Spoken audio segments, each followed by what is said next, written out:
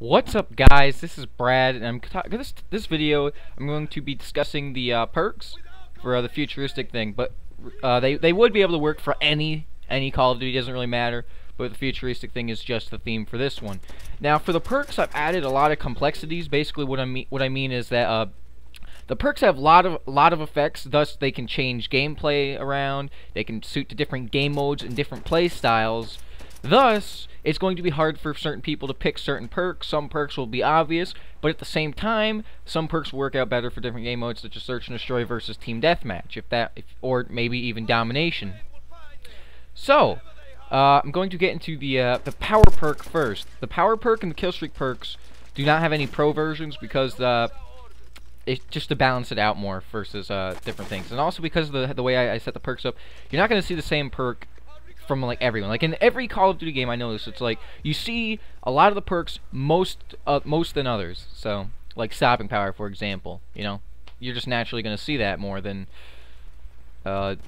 Shades from World at War. So okay, here I go. So the power perk slot has stopping power for more bullet damage.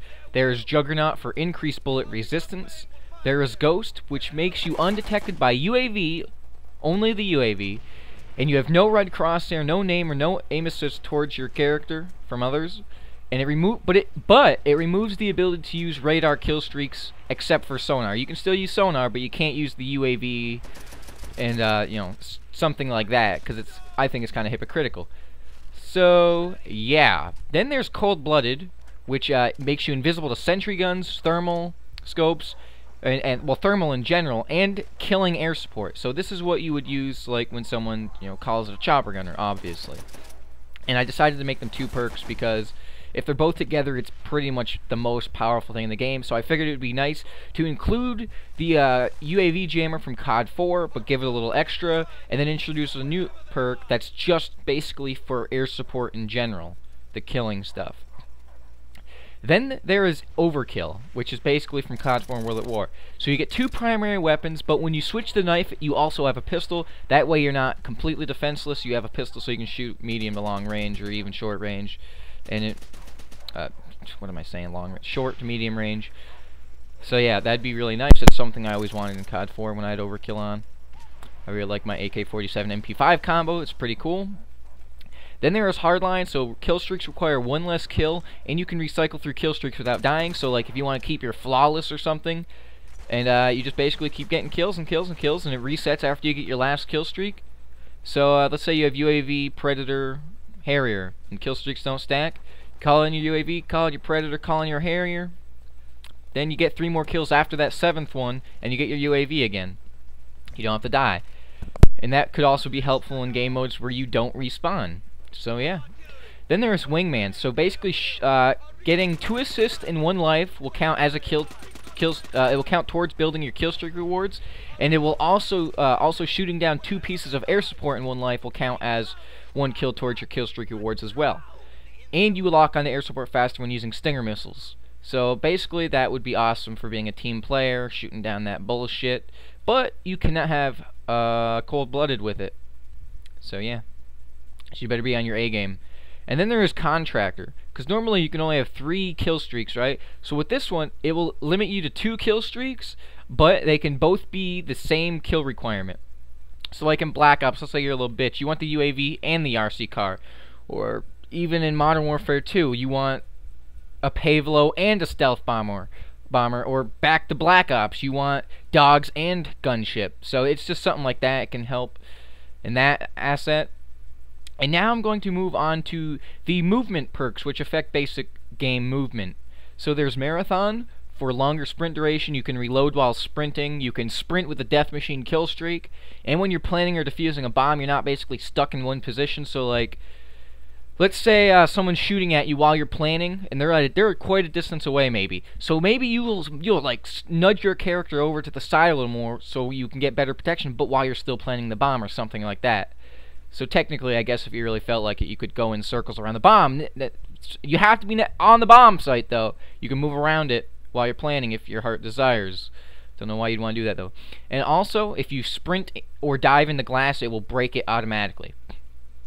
And then Pro, unlimited sprint duration. You can sprint and cook grenades at the same time, and water does not slow down your movement speed. This is more of like a long-term perk, but it would work for run and gun just like lightweight. But it's more of a long-term, so like maybe you're capturing flags or something. But it can also help you, you know, close quarters with the reload and shit.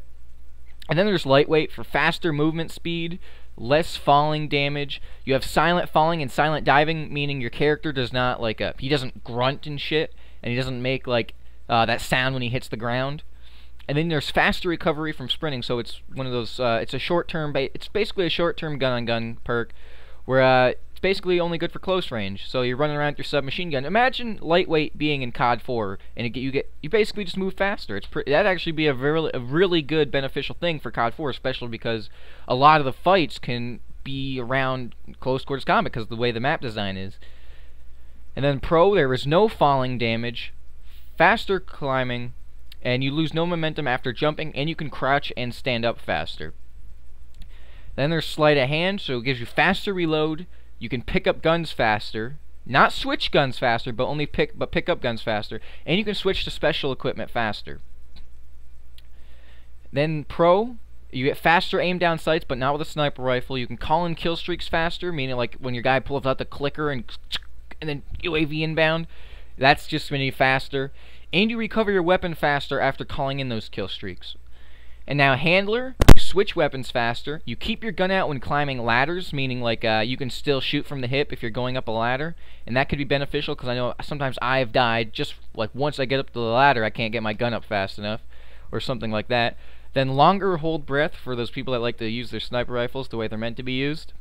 Then throwing equipment does not lower your weapon from the hip, meaning you can still hip fire and throw your grenade, and people would be like, well, if you throw a frag grenade with your right hand, that doesn't make any sense. Your character's right-handed, he holds the gun. Well, it's just going to throw the frag grenade with your left hand. No big deal. It's all cool.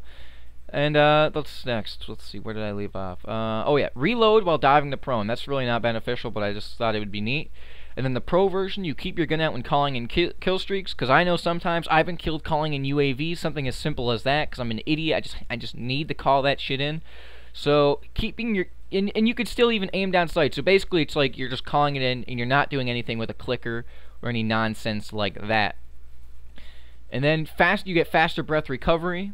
You can knife while diving to prone, and you can when you're planting a bomb, the bomb is lower on your screen. That way, it doesn't obstruct your view as much. Because I am always worried when I like plant a bomb, like because sometimes I like turn my character to the side so I can see like an opening, and like off the side of the bomb. And so with this, you can actually still look in front of you somewhat. And now on to Ninja. You have silent footsteps, silent climbing. Meaning, you're not gonna, jump, bump, bump, bump, bump. Your character doesn't grunt when he climbs up something. He is invisible to alarm monitors. He's invisible to sonar, but it disables the ability to use sonar kill streaks and sonar equipment because I believe it is hypocritical for some bitches to be hiding in corners with motion sensors, and they can also use a perk to hide from it as well. They use perks to hide from something, and they're using something they're hiding from. So I just think that's just stupid. And you get one-hit melee from behind, with or without the knife. So, that's pretty cool. And then Pro, you no longer hear teammate footsteps. You have silent knifing. And Semtex will no longer stick to you. And, so that's pretty cool. And then Eavesdrop, which is the last one in the movement perk. It will counter silent footsteps. It will counter silent falling and silent diving.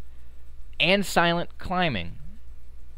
And, enemy reloading. Oh, first of all, when I say counter, it actually makes it non-silent. You can actually hear them. That doesn't make them louder. It just counters them. So this is the counter to Ninja. If they don't, and some people would say that, well, that's too powerful. That's why would you want that? That's so powerful. That's BS. All the people with headsets, they're gonna get cheated now. Well, if they're using Eavesdrop and you don't have Ninja, then they're pretty much just wasting that part of that perk. And likewise, if they're using Eavesdrop or whatever, you should get it. You should get it. If you don't get it, then go to hell. But oh, if it existed, I'm sorry. Now it will it makes enemy reloading, planning, and defusing louder as well. And you are notified when you are spotted by camera spikes, and there's louder enemy gunfire. Like if they have a silencer or not, you can hear it louder. Thus, it will help you distinguish between enemy gunfire and teammate gunfire easily. Then Pro, you can hear nearby enemy voice chat. Enemy character voice notifications are louder. Which, like when you throw a grenade, the character says "Frag out!" That you're gonna hear that better, and it will counter silent knifing. And then now I'm going to go on to protective perks. So there is Flak Jacket, which gives you more explosive resistance. There's less damage from fire and less damage from lava, which is part of one of the kill streaks. Then the pro version, you are immune to nanites, immune to fire. Enemies hurt from offensive equipment appear on the map, just like in Black Ops with the tactical mask thing. And you can survive explosions when stuck. So like I noticed in Black Ops, you get Flak Jacket. I still die from the Semtex if it sticks me in my asshole. So this way I can still live. Then for Tac Mask, there's less effects from tactical equipment. You can see through gas and smoke because it will make it transparent, or semi-transparent anyways. That way you won't necessarily need a thermal scope. And then you will suffer no effects from gas grenades whatsoever. This is what, that's what Tac Mask was in Black Ops by default, but I added it there too. And then Pro, stunned and flashed enemies appear on the map, and you receive no effects from your own tactical equipment. So if you accidentally miss the stun grenade, bounce it back at you, it's not going to hurt you or anything like that. And you get less effects from Tesla coils, which is one of the kill streaks. Then there is Bomb Squad, which reveals enemy explosives and equipment. You can steal and hack care packages. Equipment indicators appear sooner. You can detect hacked care packages. The Pro version, you can hack enemy equipment, you can hack Sentry Guns, SAM turrets, Tesla coils, and teleporters. You can steal enemy care packages faster. Enemy airstrike indicators and care package markers appear on the map, and you reveal what care packages contain from any distance. Thus, you don't have to risk your ass going to see what's in it, and then it's like, oh, it's ammo or an RC car, and then you get your ass blown up by a guy with a bazooka. And now Vest, you get less damage from knives, dogs, zombies, and it protects you from nail grenades. It resets frag fuses, direct impact grenades, and throwing knives do less damage. So like if someone's running around with a primary grenade launcher and they just shoot you in the stomach, you're not going to instantly die. You're going to live, assuming they don't shoot you in the face with it. That's assuming it doesn't explode as well. And then Pro, grenades from grenade launchers and RPGs do not explode on impact when they hit you, thus combining with the effect of the regular version can help you survive those assholes that direct impact you. And you can reset and throw back tactical equipment, and you can reset and throw back Semtex, even if it sticks to your person. So that would be very beneficial in some situations. Then there is Hitman. Players you kill have no death mark for their team on their screen. Teammates that die appear as a skull on your minimap. Equipment stays placed even after spawning, but not in a round-based game, and it will be destroyed more if you place more than the allocated to be placed. Yes, right here. Semtex makes no more beeping noises when you throw it. And the Pro version is there is no kill cam shown to those you kill, and objectives you are capping unless accompanied by a teammate without Hitman Pro, it will not flash to the enemy team. Such as domination, you go cap a flag by yourself, they're not gonna know that you're capping that bullshit. So that's cool. And then there is Defector. You have less flinch from shot. When you're in the blast radius of an airstrike, it no longer slows down your movement speed. There's less screen shake from explosions. No hit markers are shown when you're in the blast radius of offensive equipment and/or tactical equipment. The Pro version is there are no hit markers shown when you are shot through a surface. Enemies are not notified when you destroy their equipment, and friendly gunfire is quieter. Enemies are not notified when you call in kill streaks. So this could be good for like I don't know, calling something in. Then for Scrambler, as you move closer to enemies, it gradually jams the radar and only their radar, not their equipment too. That's the Pro version. But it delays anti-personnel mines when you walk into them, and that's it. And it will disable heads-up display in kill cams, so they can't look at your mini-map in the pause menu or something like that. And it will jam Tesla coils. The Pro version, you jam enemy equipment, jam enemy radar completely when they're in your little circle, just to make it even more powerful. And you can jam undermounted grenade launchers, jam sentry guns, SAM turrets, and it will disable enemy dot sights and electronic attachments. And that is it for the power perk, the movement perk, and the protective perk. The next video will be about the equipment perk and the kill streak perks. This is BTA, and I'm signing out.